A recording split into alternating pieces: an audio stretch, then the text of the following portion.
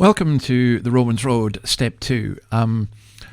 This is not recorded live because we weren't able to record it live last night. So I'm just recording this here for the benefit of those of you who weren't there last night and wanted to follow up from last week, or for the benefit of those of you who couldn't be there anyway and can't be at anything and you just want to hear.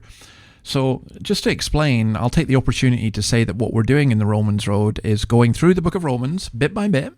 52 steps. I've already had one misstep, so it may be 53. We'll see. But it's so important. Why should we study this? Well, this epistle is really, says Martin Luther, the chief part of the New Testament and the very purest gospel, and is worthy not only that every Christian should know it word for word by heart, but occupy himself with it every day as the daily bread of the soul. So I think it's about 7,000 words, and to know it all by heart. I don't know it by heart. I think I know Romans 8 by heart, but it's such a powerful letter. I mean, it is the most influential letter ever written. Now, what we're going to consider today is the whole question of calling. You can see on the picture an old-fashioned phone. Now, you remember those days when the phone rang. And what do? You went and you picked it up. You said, who's calling? And someone was calling you and they wanted to talk to you.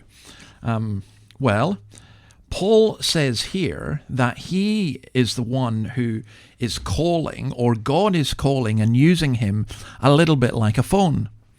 And God uses people like me who are preachers. He uses other Christians to reach out to people to bring them the good news of Christ. And that is so important, because it's God who's calling us and how we're going to respond to it. Now, how God calls you. When we discuss this in the questions, you'll see that there are so many varieties of how God calls. For some people, it's incredibly dramatic, as it was with Paul, and for other people, it's very gentle. But God is still calling, and we still have to respond. So what do you want? That's something you might say on the phone if you're rude. What do you want? You would say, oh, can I help you? Or what would you like? So what is God calling us to? Well, he calls all the Gentiles to the obedience that comes from faith for his name's sake. And you also are among those Gentiles who are called to Christ. Now, again, the key issue here that we're considering is, and virtually every religion does this, by the way, and that is to say, look, if you're good enough or if you do the right things, then God will accept you. Now, that's the antithesis of Christianity.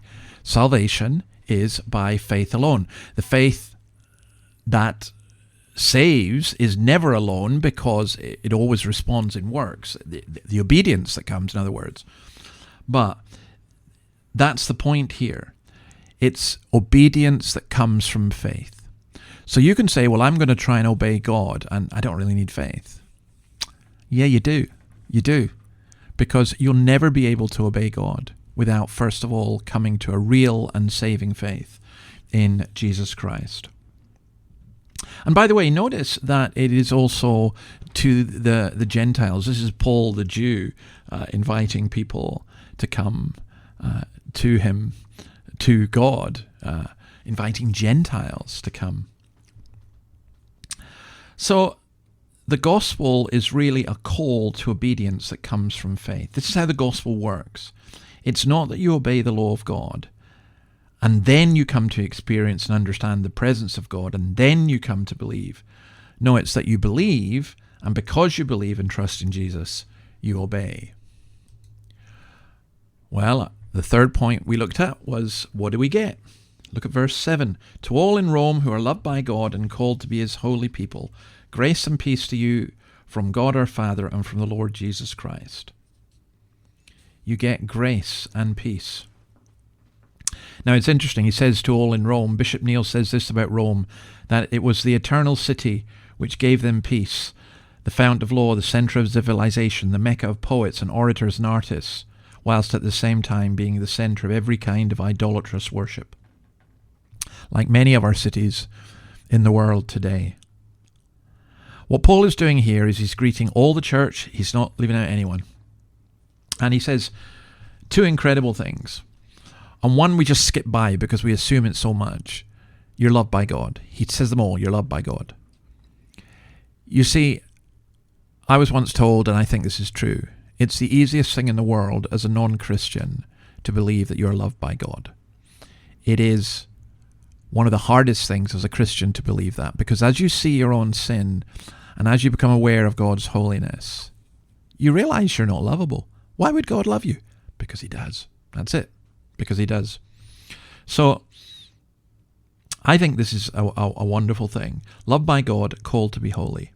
Paul is writing to a largely Gentile church, and he uses the Old Testament language about Israel. People called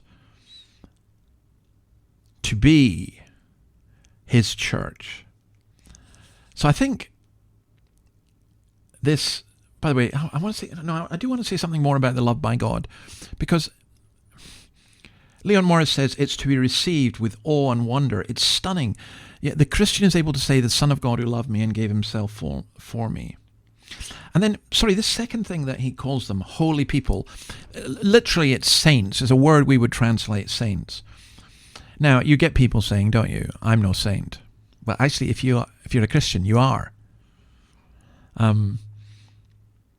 It's like me saying to all in Newcastle, loved by God and called to be his holy people. We're called to holiness. And that's from Leviticus 19, verse 2. Speak to the entire assembly of Israel and say to them, be holy, because I, the Lord your God, am holy. 1 Peter 1:15, Peter takes this on. But just as he who called you is holy, so be it holy in all you do. For it is written, be holy, because I am holy. Holiness carries this idea of being set apart. But it's not primarily a negative thing.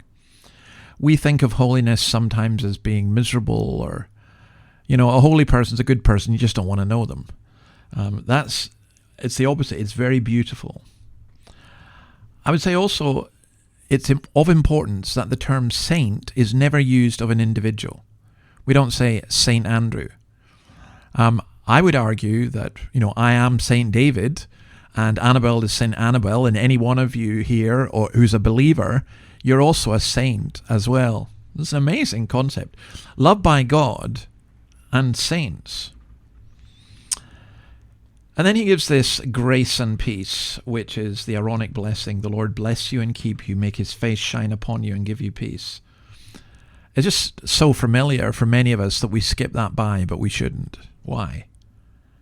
Because grace and peace that comes from God our Father and the Lord Jesus Christ is just the most beautiful thing to have. So that's it about calling. Let's look at some of the questions. You can see them as you're going through this on the screen. How do obedience and faith go together? How do you know if you're called? What is a saint? What are grace and peace? And if you have any questions. Now, if you're listening to this, feel free to write me, theweeflee@gmail.com. Okay, and now we come to our conclusion. Just 3 quotes about calling. Dietrich Bonhoeffer, when Christ calls a man, he bids him come and die. When we're called, it's a big call. Do you know the nearest equivalent, I think, is when someone asks you to marry you, them to marry you. They're not saying, hey, let's try it out for a week or a year or a couple of years. It's give me your life. I give you my life. Give me your life. Well, that's what Christ is saying.